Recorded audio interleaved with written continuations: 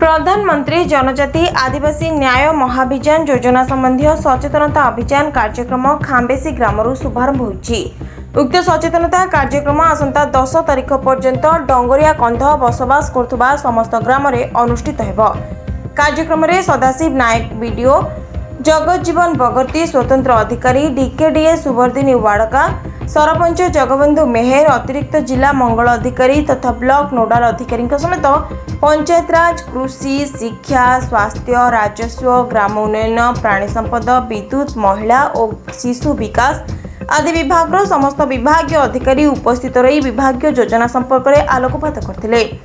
उक्त योजना रे समस्त को पक्का घर प्रत्येक घर को पानी प्रति गांव को रास्ता प्रति घर को बिजुली समस्त को उत्तम शिक्षा दक्षता विकास स्वास्थ्य सुविधा पोषण उन्नत टेलीकॉम सेवा वनधन विकास केन्द्र माध्यम उन्नत जीवनधारा आयुष्मान भारत प्रभृति सेवा जोगाई दिया बोली विभागीय अधिकारी माने मत पोषण करथिले।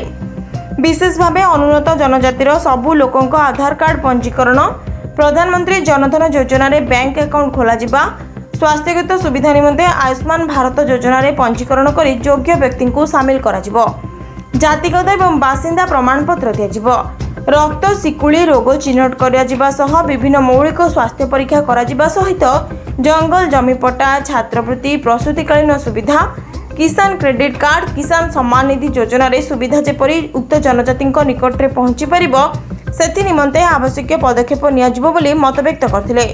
प्रकल्प परिचालक सुदर्शन पाढ़ी कार्यक्रम को परिचालना करथिले।